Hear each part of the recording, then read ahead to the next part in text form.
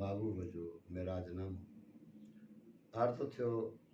त न की कलम हो कुन वारो, न की जोड़ में जहान हो, न की मलाइक हो मुल्कन में, न की आदम सिर इंसान हो, न का बू बशर जी, न ज़मन ज़मी आसमान हो, रखियलो राज़ी हो रूही बी तलब न का तात हुई, मेराज ते हलियो मुस्तफ़ा गॾु मलकनि जी बारात हुई, छो त अर्शन मथे मालिक रखी महबूब सां मुलाक़ात हुई। पसण लाइ पाक परवर पाण इहो इंतज़ाम कयो, 14 तबक चांडण थी गोहर लाइ गुलफाम कयो, वञो ख़बर खासी खणी महबूब खे महिमान कयो, जो जाते उहो उते काबू कोले काइनात हुई, मेराज ते हलियो मुस्तफ़ा गॾु मलकनि जी बारात हुई, छो त अर्शन मथे मालिक रखी महबूब सां मुलाक़ात हुई। असरा बे अब्दीअ साण सोनो जॾहिं सुवार थियो, गुल गुलाबी दिस्तार ॿधी पहिरीं जॾहिं पगदार थियो, छा चवां लोॾ लालण जी नूरी जॾहिं निर्वार थियो, पोइ कदम कदम ते कामिल भले भले जी बात हुई, मेराज ते हलियो मुस्तफ़ा गॾु मलकनि जी बारात हुई, छो त अर्शन मथे मालिक रखी महबूब सां मुलाक़ात हुई। अर्ज़ु थियो त जिब्रील साण सोनो साईं अक्सा अंदर पहुतो जॾहिं, हर नबी हाज़िर उते कादर कया क़ाइम तॾहिं, पोइ त सिफ़ा ॿधी साजिद थिया होल सां हाउ हॾे, आयो इमामुल अंबिया बारीअ संदी बरकात हुई, मेराज ते हलियो मुस्तफ़ा गॾु मलकनि जी बारात हुई, छो त अर्शन मथे मालिक रखी महबूब सां मुलाक़ात हुई। नूर बशर खे छॾे जॾहिं अॻिते हलियो सरवर सखी, ॾिसण पसण खां दूर थियो लजपाल मूं लालण लखी, पहुतो बैतुल मामूर ते राज़ इहो रहबर रखी, सभ नबियनि जी मलकनि सां गॾु सोणे ते सलवात हुई, मेराज ते हलियो मुस्तफ़ा गॾु मलकनि जी बारात हुई, छो त अर्शन मथे मालिक रखी महबूब सां मुलाक़ात हुई। अर्ज़ु थियो त ईसा मूसा ज़करिया यहया सभई हुया शुकुरान में, आदम नूह इब्राहिम खलील नाइब हुया निशान में, गिलमा फलक हूरा मलक शागान हुया शादमान में, परनि ऐं परंदनि खे इहा लालण संदी रात हुई, मेराज ते हलियो मुस्तफ़ा गॾु मलकनि जी बारात हुई, छो त अर्शन मथे मालिक रखी महबूब सां मुलाक़ात हुई।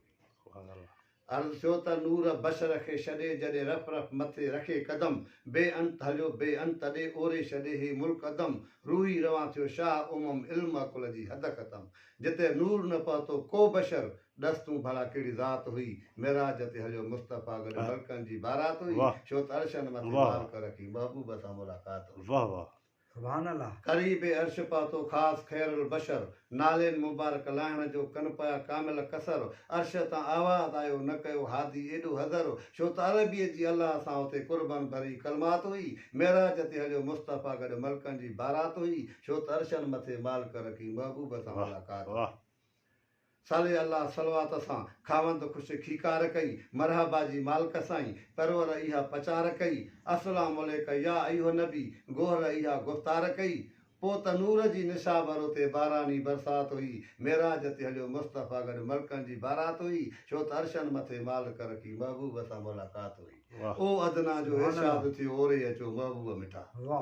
ओ अदना जो इरशाद थियो ओरे अचो महबूब मिठा, माज़ागल बसर जा लिखिया अथम चूंडे चङा चिठा, दीदार कयो दूबदू कुर्ब कयो कामिल कठा, पोइ त सभिनी ॿुधी सभिनी सुणियो, अरिड़हं वरी हिकु राति हुई, मेराज ते हलियो मुस्तफ़ा गॾु मलकनि जी बारात हुई, छो त अर्शन मथे मालिक रखी महबूब सां मुलाक़ात हुई।